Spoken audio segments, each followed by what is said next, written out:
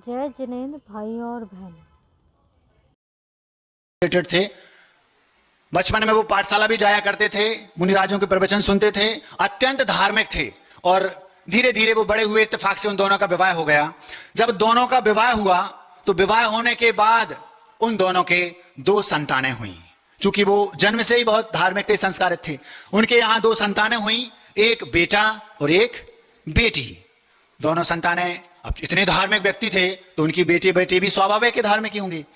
जिनके माता पिता संस्कारित होते हैं 99% उनके बच्चे संस्कारित होते ही हैं।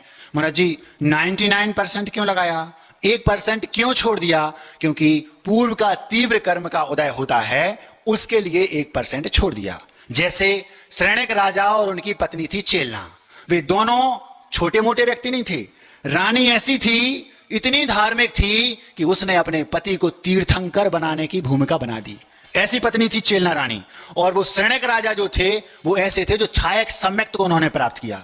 कितने कुलीन व्यक्ति होंगे वो, कितने धार्मिक होंगे जिसको अगले भाव में इस उत्सर्पणी काल का पहला तीर्थंकर बनना है। श्रेणिक राजा को अंगली 24 में महापद्म नाम का पहला तीर्थंकर बनना है। जिसके माता पिता तीर्थंकर बनने वाले हैं वो कितने सात्विक धार्मिक उच्च विचारों के होंगे। और जिसकी पत्नी, जिसने अपने पति को तीर्थंकर बनाने की भूमिका बना दी, जिसने अपने पति को छायक सम्यक दृष्टि बनाने की भूमिका बनाई, जो अपने पति को बौद्ध धर्म से जैनिज्म में ले आई और तीर्थंकर बना दिया, वो कैसी होगी पत्नी? ऐसे धार्मिक पति पत्नी के भी पूर्व तीव्र कर्म के उदय से कुणे के जैसा पुत्र हो गया जो अपने उस पिता को श्रेणिक को मारने में निमित्त बना। तो 1% इसलिए छोड़ दिया क्योंकि तीव्र पूर्व कर्म का उदय हो, उसमें पुरुषार्थ काम नहीं करता। 99% माता पिता यदि संस्कारित हैं तो उनके बच्चे संस्कारित होंगे ही, ये फैक्ट है। 1% उनके लिए छोड़ दिया। वो 99% बच्चों माता पिताओं में से वो 2 आते थे। 2 बेटे हुए उनके, एक बेटी एक बेटा, 2 संतानें। दोनों के दोनों बचपन से ही मंदिर जाते थे, महाराज जियों के पास जाते ले जाते थे, पाठशाला भी उन बच्चों को पढ़ाया। संस्कारों की बात कर रहा हूं, थोड़ा एकाग्रता से सुनेंगे तो समझ में आएगा। जब थोड़े से बड़े हुए तो जब तक उन्होंने घर में रहे पढ़े तब तक पाठशाला भी गए, माताजी महाराज जी के पास गए, भगवान की पूजन अभिषेक के लिए भी वो जाते तो साथ में हाथ लगवा देते। शुरू से बचपन से अत्यंत धार्मिक संस्कार, खान पान भी उनका बहुत सुस्वादु और एकदम सात्विक।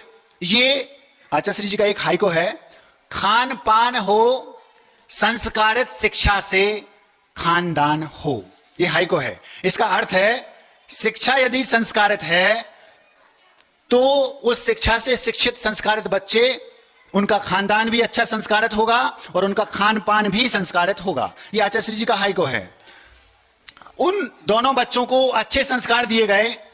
धीरे धीरे वे बच्चे बड़े हुए तो उनको उच्च शिक्षा के लिए उनके माता पिता ने मेट्रो सिटीज में एक बहुत बड़ी शिक्षा के एक बहुत बड़े केंद्र में पढ़ने के लिए भेज दिया। उनको वहां पर उच्च शिक्षा मिली। शिक्षा मिलने के बाद जब वो और थोड़े से बड़े हुए तो बेटे को विदेश भेज दिया, केवल और उच्च शिक्षा को और डिग्री पाने के लिए। जब उस बेटे को विदेश भेजा, उस बेटे ने पूरी शिक्षा वहां पर प्राप्त कर ली, डिग्री भी पाली और 1.5 खोखा का पैकेज। खोखा समझते हो? खोखा मतलब करोड़। 1.5 खोखा का पैकेज। माता पिता के 2 बेटे को पहले मेट्रो सिटी में भेजा। संस्कारित थे वो जन्म से, संस्कार उनको बचपन से दोनों को दिए। बेटी बेटा दोनों को मेट्रो सिटी में भेजा। बहुत बड़े शिक्षा के बड़े इंस्टीट्यूट में, नामी गिरामी इंस्टीट्यूट में, प्रसिद्ध इंस्टीट्यूट में उनको पढ़ाया। वहां से और उच्च शिक्षा के लिए बेटे को विदेश भेज दिया। बेटे ने लंदन में अपनी पूरी शिक्षा प्राप्त की, डिग्री प्राप्त की और वहीं पर एक जैन भारतीय कन्या से जो महाराष्ट्रियन जैन थी, ये 2 कहानियों को एक साथ जोड़ के बोल रहा हूं, आप ध्यान से सुनेंगे तो समझ में आएगा। महाराष्ट्रियन जैन कन्या से उसने विवाह करने की अपने पिता और मां के सामने बात रखी। पिता ने कहा, बेटा तुम्हारा पैकेज इतना है, तुम इतनी अच्छी शिक्षा प्राप्त करके इसने अच्छे पोस्ट पर पहुंच गए हो, भारत आ जाओ। यहां आकर के चाहो तो उसी कंपनी में, जो क्योंकि मल्टीनेशनल कंपनीज होती हैं, वही कंपनियां भारत में कई जगह पर, जैसे नोएडा है, गुड़गांव है, दिल्ली है, मुंबई है, पुणे है, इनमें वो रहती हैं। अथवा वो विदेशों में है तो उसी कंपनी में जाके कर सकते हो। बेटा बोला, नो डैड, हम वहीं रहना चाहते हैं। बच्चे संस्कारित थे। महाराष्ट्रियन जैन लड़की से उसने विवाह कर लिया, विवाह हो गया, वो सुखपूर्वक अपना जीवन जीने लगी। अब आई बेटी की बारी। बेटी थोड़ी सी बड़ी हुई और बड़ी हुई। जब वो महाराज जी लोगों के पास रहती थी तो उस बेटी को इस बात का प्रण दे दिया, बेटा अगर तुम बाहर पढ़ने जा रही हो, इतना ध्यान रखना, मैं ये नहीं कह रहा हूं कि तुम विवाह मत करना, मैं ये नहीं कह रहा हूं कि तुम अरेंज मैरिज ही करना, तुम चाहो तो प्रेम विवाह भी कर सकती हो, क्योंकि आजकल ये कल्चर है। इतना ध्यान रखना, केवल जैन लड़के से विवाह करना, इंटरकास्ट मैरिज नहीं करना। उसने नियम ले लिया, कायसर कर लिया और चली गई। अब आप देखना 1% जो मैंने छोड़ रखा था क्या हो रहा है। वो बिटिया वहां पर पढ़ी, जो एक अच्छा इंस्टीट्यूट था। पढ़ने के बाद वो बड़ी हुई और तो उसने वहीं एक बहुत बड़े मल्टीनेशनल कंपनी में, जो भारत में ही थी, मेट्रो सिटी में, उसमें उसकी जॉब लग गई। उसका पैकेज भी 40-45 लाख के आसपास था। अब उसका नियम था, मैं विवाह करूंगी तो केवल अपनी इंटरकास्ट मैरिज नहीं करूंगी। कर्म का तीव्र उदय कह लो, अथवा खोनी को यही मंजूर था ऐसा कह लो, अथवा वो 1% की जो बात बोली थी वो कह लो, कुछ भी कह लो आपको जो कहना हो। उस बिटिया ने किसी एक कंपनी में, जो प्राइवेट कंपनी थी जिसमें उसकी जॉब थी, ये सत्य घटना है, वहां पर उसने जॉब शुरू कर दी। एक बहुत सुंदर, सुशील, सभ्य, देखने में सुंदर, लेकिन उस बिटिया से 1 वर्ष उम्र में कम और जैनेतर लड़का जो था, वो उसके हृदय में पहली बार उसको छुआ। किसने छुआ? उस बेटे ने, जो बेटा उसी कंपनी में जॉब करता था लेकिन जैनेतर था। उस बेटे ने उस बिटिया के हृदय को पहली बार छुआ, मतलब उसको लगा, उस बेटे ने उसके दिल में जगह बनाई, यूं समझ लो। और पहली बार वो उस पर आकर्षित हुई। तुरंत उसके दिमाग में बात आई, मेरा कायोसर पूर्वक नियम है, ये लड़का जैनेतर है। जैसे उसके दिमाग में ये बात आई कि ये लड़का जो है जैन धर्मावलंबी नहीं है, उसने कहा मुझे इससे दूर रहना है। लेकिन कर्म का तीव्र उदय कह लो, संस्कारित बिटिया थी। धीरे धीरे धीरे धीरे समय बीतता गया, पता नहीं क्यों वो उसके हृदय में और जगह बनाता गया। 4-5 साल बीत गए। जब माँ ने कहा बेटा तुम बड़ी हो गई हो, अब हम चाहते हैं कि तुम्हारा विवाह कर दें, वो बिटिया बोलती है, माँ जिससे आप हमारा विवाह करना चाहती हो उसको हमने ढूंढ लिया है। आप लोग सुन रहे हैं? मैं उस बेटी की बात कर रहा हूं जो संस्कारित है, बचपन से संस्कार दिए गए। मैं उस बेटी की बात कर रहा हूं जिसका कायोसर पूर्वक नियम है कि मैं विवाह करूंगी तो अपनी ही कास्ट के बेटे से करूंगी। अब कर्म का तीव्र उदय कह लो, उसने अपनी माँ के सामने जब ऐसी बात रखी, माँ महाराज के पास आई और महाराज से बोलती है, महाराज जी मैं ये जानना चाहती हूं आखिर हमारी संस्कारों में कमी कहां रह गई। आप लोग हो सकता है इस दौर से गुजरे हों, परिस्थितियां कुछ भी करा सकती हैं, होता है, लेकिन आप पूरी बात सुन लेंगे तो आपको बुरा नहीं लगेगा, क्योंकि कर्म कुछ भी करा सकता है, ये हम पहले ही रख चुके हैं 1% वाली बात में। अब माँ ने कहा, महाराज जी बोले घबराओ नहीं, चिंता नहीं करो, उसको यहां ले आओ। उसको महाराज जी के पास लाया गया। महाराज जी ने कहा बेटा देखो 1-2 वर्ष में ऐसी ऐसी स्त्री बनेगी। आखिर वो नहीं मानी, खूब समझाया। महाराज जी बोलते हैं मैं आपकी आचार्य श्री जी से आधे घंटे बात कराऊंगा, आचार्य श्री जी के पास मैं आपको ले चलता हूं, चलो। उसको आचार्य श्री जी के पास ले गए। आचार्य श्री जी ने उसको समझाया बेटा देखो ऐसा ऐसा है, लेकिन वो कहती है महाराज जी हम केवल हमें अब विवाह करना बाकी है, हम उनको 5 वर्ष पहले से पति मान चुके हैं। जब परिस्थिति पानी सिर के ऊपर हो गया तो कोई कुछ नहीं कर सकता और आखिर उन्होंने विवाह कर लिया। गुरुदेव ने कहा उनसे संबंध मत बनाना, माता पिता से कह दिया। माता पिता तटस्थ हो गए। 2 वर्ष बाद एक ऐसी जबरदस्त घटना घटी, सुनने योग्य है। जब 2 वर्ष बीत गए तो 2 वर्ष बाद एक रात वो माता पिता जो घर में थे, अब देखो माता पिता के 2 बेटे, एक बेटा विदेश में है और एक बिटिया भारत में है। घर में कौन है? केवल माता पिता। मैं पूछना चाहता हूं आपने अपने बच्चों को अपने साथ नहीं रहे इसके लिए जन्म दिया था? आपने अपने बच्चों को जन्म अपने लिए दिया था कि उन बच्चों के लिए? बेटे आपके हैं, एक विदेश में है और एक मेट्रो सिटी में, और पिताजी कहां है? माताजी पिताजी घर को उदासीन आश्रम बना के रखा है। अलग से उदासीन आश्रम में जाने की जरूरत नहीं है, क्योंकि घर उदासीन आश्रम पहले बन गया, कोई है नहीं, खाली घर है, बूढ़े माता पिता दोनों रहते हैं। आपकी क्या इच्छा है वो आप जाने, में तो आपके सामने हकीकत रख रहा हूं। क्यों हुआ महाराज? ये संस्कार तो दिए थे, संस्कार तो दिए, लेकिन और अच्छा पढ़ाने के चक्कर में बच्चे हाथ से बाहर चले गए। एक और बात, जो किसान होता है, किसान, उस किसान को अपने खेत में जो लहलहाती हुई फसल होती है उसको देखकर इतना आनंद आता है, पूछो मत। उससे भी कई गुना ज्यादा आनंद उस माँ को, उस पिता को अपने घर के आंगन में बच्चों को किलकारियां मार मार कर खेलते हुए बच्चों को देखने में आती हैं। आपके बच्चे तो आपके आंगन में खेल ही नहीं रहे, आपको आनंद आएगा क्या? इसी दिन के लिए आपने अपने बच्चों को जन्म दिया था कि हम जन्म देंगे, जीवन भर उनकी समस्याओं की पूर्ति करेंगे, उनकी खुशी के लिए हम अपनी खुशी को छोड़ देंगे। क्यों आपने अपने बच्चों को जन्म दिया था? कोई बात नहीं, आगे चलते हैं।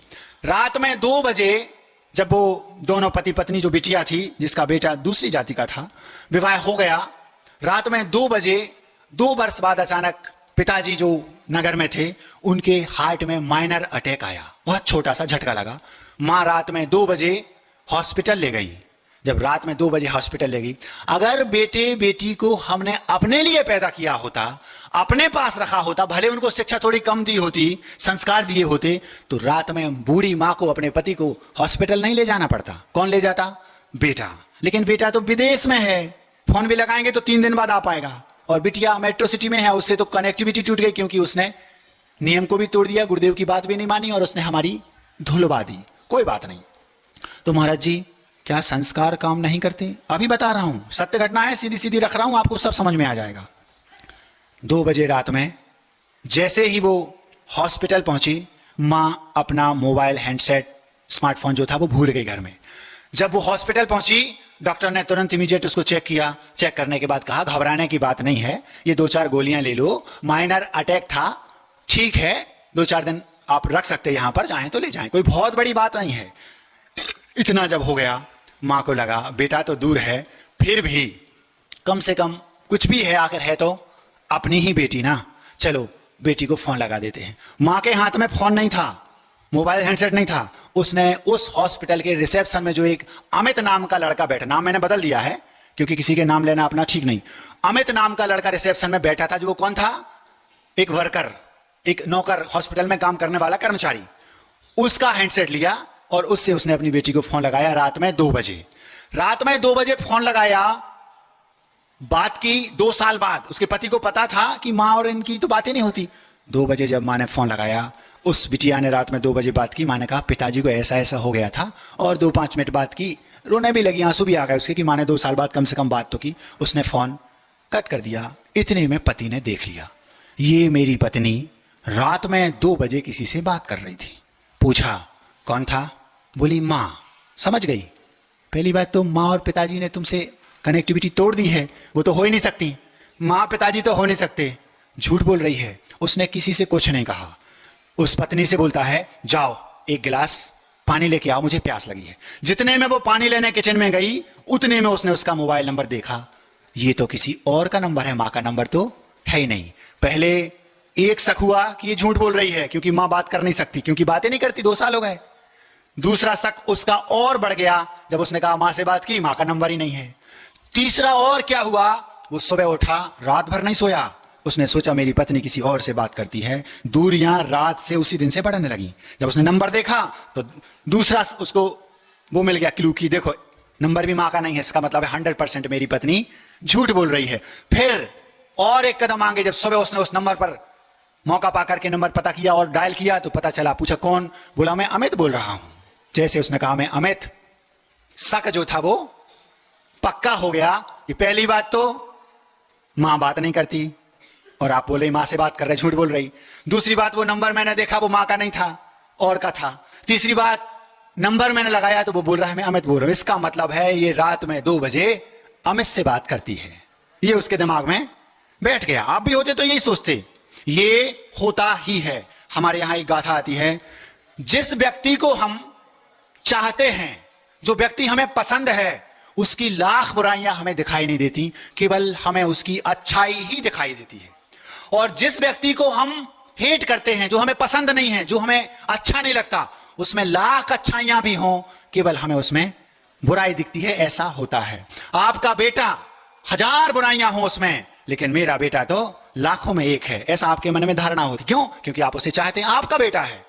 और दूसरे का अगर वो कितना भी अच्छा हो, लेकिन आप अपने मन ही मन में कंपटीशन उससे करते रहते हैं, अरे वो नंबर हमारे बेटे से ज्यादा जरूर आ गए उसके, लेकिन वो नकल करता है, हमें पता है उसमें एक कमी नहीं है, लेकिन आप में कमी 1000 देखेंगे। क्यों? क्योंकि आप उसे पसंद नहीं करते। जिसको आप चाहते हैं उसकी लाखों कमियों को आप ढकेंगे, ये फैक्ट है, और जिसको आप नहीं चाहते उसकी लाखों अच्छाइयों को आप दबाते हैं। आप अपने घर के अंदर देख लीजिए, अगर आपको अपनी बड़ी भाभी से स्नेह है, वो कमियां, दाल सब्जी अच्छी भी नहीं बनाएंगी, नहीं नहीं कभी कभी हो जाता है, वैसे तो वो रोज बहुत अच्छा भोजन बनाती हैं। क्यों? क्योंकि आप उनको पसंद करते हैं। और जो छोटी भाभी हैं वो आप उनको पसंद नहीं करते। एक दिन अगर महीने में गलत बना दी, जब देखो जब बनाना आता नहीं है, हमारे भैया को बना रही हैं बस, आप ऐसा बोलते हैं। क्यों? कमी कहां है? क्या बोल रही वो? बनाना, भोजन बनाना नहीं आता, वो तो भैया जी को, हमारे भैया को बना रही हैं बस। बनाना कई प्रकार का होता है, भोजन बनाना और एक केवल बनाना, उल्लू बनाना, समझते हो? क्या बोली वो? उसने अपनी माँ से जो बात हुई, जो वो बेटा था, उस बेटे ने कहा कि 3 कारण हैं, फैक्ट है ये, हमें से रात में बात करती है। अब उस बेटे ने अपनी माँ को फोन लगाया, माँ मैं आज बहुत दुखी हूं, रात भर नहीं सोया, ऐसी ऐसी बात है। बेटा मैंने तो तुम्हें उसी दिन कहा था, कितनी बिंदु गिनाए थे। माँ ने, उस बेटे की माँ ने भी उसको बताया था, जब उसने कहा माँ मैं एक जैन लड़की से विवाह करना चाहता हूं, तो उस माँ ने अपने बेटे से कहा बेटा देख लो, वो तुमसे 1 वर्ष बड़ी है। नहीं माँ, वो बहुत अच्छी लड़की है। वही बेटी जिसे आज तुम नफरत कर रहे हो, अभी आज ही से 2 बजे के बाद से, वो उस समय जब तुम्हारी माँ समझा रही थी तब क्या बोलता था, नहीं माँ आजकल तो कल्चर है, 1 आध वर्ष में होता क्या है, सचिन तेंदुलकर की पत्नी तो 6 वर्ष बड़ी थी माँ, ऐसा माँ को समझा दिया। सचिन तेंदुलकर की पत्नी अंजलि 6 वर्ष बड़ी है उससे। माँ ये तो आजकल का कल्चर है माँ, इसमें कोई ज्यादा अंतर नहीं आता, ऐसा उसको समझा दिया।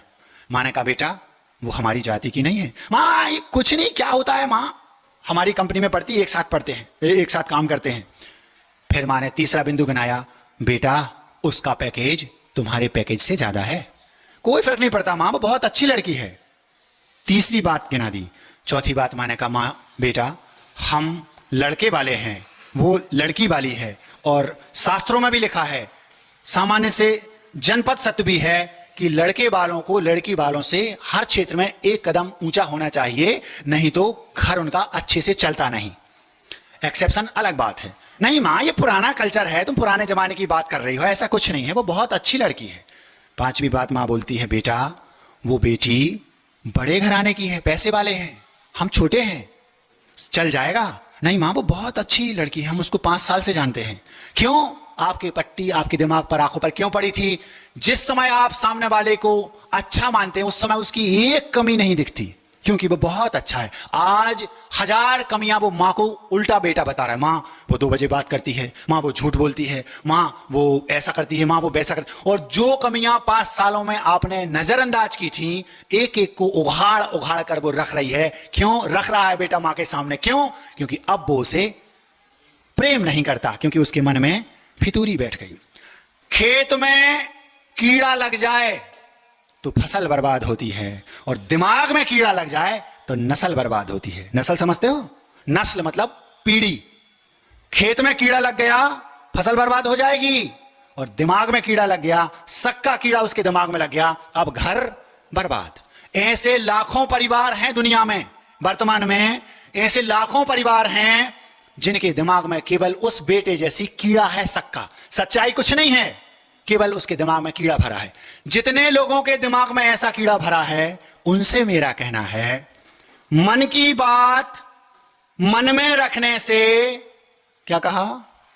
मन की बात मन में रखने से फासले हो जाते हैं। फासले समझते हो? दूरियां। मन की बात मन में रखने से फासले हो जाते हैं, और मन की बात कह देने से फैसले हो जाते हैं। तो उसने क्या कहा? उसने क्या किया? मन की बात को मन में रखा, तो कीड़ा उसकी नस्ल को, पीढ़ी को खा जाएगा। अगर वो मन की बात उसी समय अपनी पत्नी के सामने रख देता, फैसला उसी दिन हो जाता। क्या हो जाता? सच्चाई खुल जाती। कुछ नहीं, मन की बात मन में रखोगे तो फासले हो जाएंगे, दूरियां हो जाएंगी। उसने मन की बात को मन में रखा, दूरियां इतनी बढ़ गई, इतनी बढ़ गई, इतनी बढ़ गई, एक एक दिन, एक एक बरस जैसा बीतने लगा।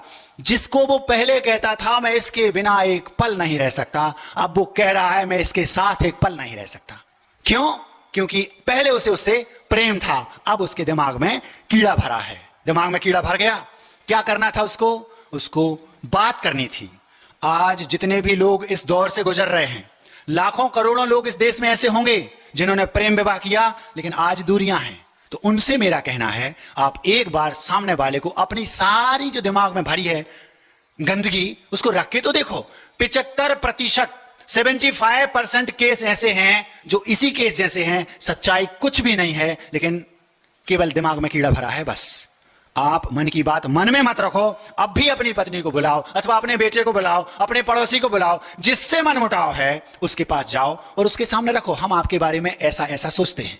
और जिसको लग रहा है कि उनको मेरे दिमाग में, आप जाकर उनसे पूछ लो, भैया हमें बता तो दो कि हमारी गलती कहां है। उस पत्नी ने देखा धीरे धीरे धीरे धीरे दूरियां बढ़ती जा रही हैं, तो उसने कहा मन में मत रखो, फासले हो रहे हैं, आप कह दो, फैसला हो जाएगा। उस पत्नी ने अपने बेटे से, अपने पति से निवेदन किया, कम से कम मुझे बताओ तो, आप एकदम से उस दिन से चेंज क्यों हो गए। उसने कहा तुम उस दिन किससे बात कर रही थी? मैंने बता तो दिया था कि मैं अपनी मां से बात कर रही हूं।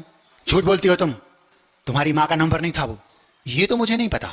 तो एक काम करो ना, आओ हम मां से फोन लगा के पूछ लेते हैं। मां को फोन लगाया, मां उस रात आपने किससे बात की थी? आपसे, मेरे बेटी से। स्पीकर चालू कर लिया, सुना मां ने मुझसे बात की थी, पर वो नंबर तो नहीं था। मां किसके नंबर से की थी? बेटा मैं भूल गई थी अपना हैंडसेट घर पे, हॉस्पिटल गई तो वहां पर रिसेप्शन में एक अमित नाम का लड़का बैठा था, उसके फोन से बात की थी। पति पानी पानी हो गया। यदि ऐसे 75% जो लोग हैं जिनके घरों में दूरियां बढ़ गई हैं, यदि आप 2 मिनट में उसी समय सामने आमने सामने बात कर लो तो 75% केस आज समाप्त हो जाएंगे। लेकिन आप क्या करते हैं? फसल बर्बाद होती है, नस्ल बर्बाद होती है, दिमाग में कीड़ा भर लिया बस। आप क्या करते हैं? हम बड़े बाप के, हम क्यों कहें, कुछ नहीं बोलते। परिणाम ये निकलता है कि दूरियां बढ़ती बढ़ती बढ़ती बढ़ती बढ़ती और बढ़ती जाती हैं, और एक दिन ऐसा आता है कि तलाक की नौबत आ जाती है। अगर वो बिटिया सफाई, वो पति आकर के उससे पूछता नहीं, वो पत्नी जाकर पूछते नहीं बताओ हुआ क्या, तो क्या होता? ये होता कि वो पति आता और आकर के बोल देता ये है पेपर, इस पर साइन कर दो। लेकिन उस बिटिया ने क्या किया? उसने अपनी बात रखी, बताओ तो सच्चाई क्या है। परिणाम ये निकला, उनका जो गृहस्थ जीवन था टूटते टूटते वापस जुड़ गया। अब वो मां जो पूछती थी, मां महाराज जी संस्कारों का क्या हुआ? ये संस्कार उसको मां ने घर में दिए थे। बेटी अगर दूरियां पड़ जाएं ऐसे सुलझा लेना। आज की बेटी होती, मैं क्या कम हूं, तो मुझसे बात नहीं करना चाहते तो मैं भी नहीं करना चाहती। वो पेपर लाता साइन करने, खट से कर देती गुस्से में, क्यों? मैं छोटे बाप की थोड़ी हूं। दूरियां बढ़ती जाती बढ़ती जाती। संस्कार काम करते हैं। आपके बेटों को, आपकी बेटी को आपने संस्कारित करके भेजा, भले भी वो बाहर चले जाएं, विदेश में भी चले जाएं, लेकिन संस्कार काम करते हैं। इसलिए ये शिक्षा पहले लो, हमें अपने बच्चों को शुरू से, जन्म से, छोटी उम्र में ही संस्कार तो देना ही है। अगर उनकी गाड़ी पटरी से मान लो उतर भी गई तो भी वो संस्कार काम करेंगे। यदि वो पति पेपर लेके आ जाता और कहता साइन करो, तो वो पत्नी क्या बोली? वो बोली मुझे पता था, आपकी गतिविधियों से मुझे ऐसा लग रहा था कि आप एक दिन मेरे सामने पेपर लेके आते, मैंने उत्तर पहले सोच लिया था। मैं ये कहती आपसे कि आप किसी दूसरे को, क्योंकि आप पेपर लाए इसका मतलब किसी दूसरे से एंगेज हैं, अगर दूसरे से एंगेज हैं तो आप उससे विवाह कर लो, लेकिन मैं आपको नहीं छोड़ूंगी, क्योंकि मैंने बचपन में सीखा है पति परमेश्वर होता है। ये संस्कार काम करते हैं। उस पति की आंखों में आंसू आ गए। वो कहता है मैं तुम्हें गलत कैसे समझ बैठा। वो बोलती एक बार मुझसे पूछते तो, एक बार आपने मुझसे पूछा तो होता कि आखिर सच्चाई क्या है, लेकिन उसने पूछा नहीं और उसके प्रति गलत फहमियां बढ़ाती बढ़ाती चली गई। अगर वो संस्कार उस बिटिया के पास नहीं होते तो क्या उसका घर बच पाता? संस्कार काम करते हैं। खान पान हो संस्कारित शिक्षा से, खानदान हो, ये हाइको है, वहां पर लिखा है, सुबह मैंने पढ़ा था तो सोचा इसी को आपके सामने रखते हैं। अगर शिक्षा संस्कारित है, हमारा खान पान भी संस्कारित होगा। मतलब हम जानेंगे कि क्या खाने योग्य क्या खाने योग्य नहीं है, और खानदान मतलब हमारा जो परिवार है वो भी संस्कारित होगा। शिक्षा संस्कारित होनी चाहिए। आपके बच्चों को आप शिक्षा तो दे रहे हैं लेकिन संस्कार नहीं दे रहे। परिणाम क्या निकलेगा? वे बच्चे विदेश तो जाएंगे लेकिन वापस नहीं आएंगे। परिणाम क्या निकला? वो बेटा जो विदेश गया था, मैंने फोन लगाया, बेटा पिताजी को माइनर अटैक आया था। बेटा अपनी पत्नी से, जो महाराष्ट्रियन पत्नी थी, उससे बोलता है सुनो अपन एक काम करते हैं, अपन वापस देश चलते हैं, वहां मल्टीनेशनल कंपनी तो है ही, इसी कंपनी में देश की भी शाखा है, देश में भी भारत में भी, अपन वहीं चलते हैं, माता पिता को वहीं अपन पास में बुला लेंगे, बुढ़ापे में उन्हें कौन साथ देगा। ये थे संस्कार। वो संस्कार वहां भी काम कर रहे। शिक्षा आपने भली उच्च दिला दी, लेकिन संस्कार घर में बच्चों को देकर आपने बाहर निकाला। अगर संस्कार देकर नहीं निकाला होता तो वो बेटा क्या कहता, डैड आप पैसे में भेज दूंगा, इलाज करा लो, मां मेरे पास टाइम नहीं है। लेकिन संस्कार थे। उस बेटे ने अपनी विदेश से जॉब छोड़कर वापस भारत आ गया और मेट्रो सिटी में उसी कंपनी में यहां जॉब करके माता पिता को अपने पास बुलाया और जीवन की अंतिम सांसों तक अपने माता पिता के साथ रखा। यह है संस्कारों का महत्व। या तो आप उनको उच्च शिक्षा दो मत, क्योंकि दोगे तो आपसे दूर हो जाएंगे, और अगर देना है तो संस्कारित करके दिलाओ। वो संस्कार बीच में भले पटरी से गाड़ी उतर जाए, लेकिन वो संस्कार वापस आ जाएंगे। वो संस्कार के कारण उसके माता पिता को उसने साथ में रखा और बेटी का जीवन टूटते टूटते बच गया। महाराज जी, लेकिन वो जो उसने नियम लिया था उसका क्या हुआ? उस बेटी ने नियम लिया था महाराज जी से, फिर 1% में वो आ गए, ऐसा हो गया। लेकिन उस बिटिया ने ऐसा किया, चेलना का काम किया, चेलना का। उसने इतने संस्कार थे उसके जन्म से, धीरे धीरे धीरे धीरे जैसे समय बीतता गया, मंदिर ले जाने लगी, पूजन कराने लगी, गुरुदेव के पास ले गई। गुरुदेव ने 1 बार 2 बार 3 बार उसको भगाया। जिन लोगों ने, जिन बेटियों ने इंटरकास्ट मैरिज कर ली है, फिर भी वो जैनिज्म को नहीं छोड़ रही, वो ये ना समझें कि अब हम जैन से दूर हो गए। कभी ऐसा करना मत। मान लो तीव्र पाप कर्म के उदय से पूर्व के उस 1% वाले में आप आ गई हो बेटियों, जिनने विवाह इंटरकास्ट कर लिया, आपको चेलना बनना है। क्या किया उसने अपने पति को जैनिज्म से ओत प्रोत कर दिया और धीरे धीरे धीरे ये स्थिति बनी। गुरुदेव के पास गए, आचार्य जी मैं आहार देना चाहती हूँ। आचार्य जी ने 1 बार में भगा दिया। फिर 6 महीने बाद पहुंचे, आचार्य जी हमारे पति 100% जैनिज्म को फॉलो करने लगे हैं, मैं तो पहले से हूं। आचार्य जी हम आहार देने की भावना रखते हैं। आचार्य ने कहा बाद में आना। 2-3 बार भगाया। जब उन्होंने देख लिया, समाज के मुखिया को बुलाया। ये ऐसा करते हैं क्या, जाते हैं? महाराज जी जैनों से ज्यादा पालन करता है वो, हमने देखा 2-2 घंटे मंदिर में बिताता है। उसको जैन बना दिया है। आचार्य ने जब पक्का कर लिया, उसको आशीर्वाद दे दिया, हाँ तुम आहार भी दे सकते हो और चौका भी लगा सकते हो। आज वो दोनों चौका लगाते हैं और हम लोग आहार करके आए। आचार्य जी के आहार उसके चौके में हुए। इससे आप ये अर्थ मत लगाना महाराज जी हम नियम लेके नियम तोड़ दें, तोड़ना नहीं। अगर तीव्र कर्म के उदय से ऐसा हो भी गया तो उन लोगों के लिए यह है, अभी सारे रास्ते बंद नहीं हुए हैं। आप गुरुदेव के पास बार बार जाइए। अगर आपके अंदर प्यास है तो अभी भी देर नहीं हुई है। संस्कारों का परिणाम यह था कि दोनों बेटी और बेटे, उस बिटिया ने अपने पति को जैन बना। जब चेलना एक बौद्ध पति को तीर्थंकर बनाने की पात्रता रखती है, श्रेणक राजा बौद्ध धर्म के अनुयायी थे, चेलना जैन धर्म के अनुयायी नहीं थी। उसने अपने पति को जैन शादी के बाद, विवाह के बाद छायक समय दृष्टि बना दिया संस्कारों के कारण।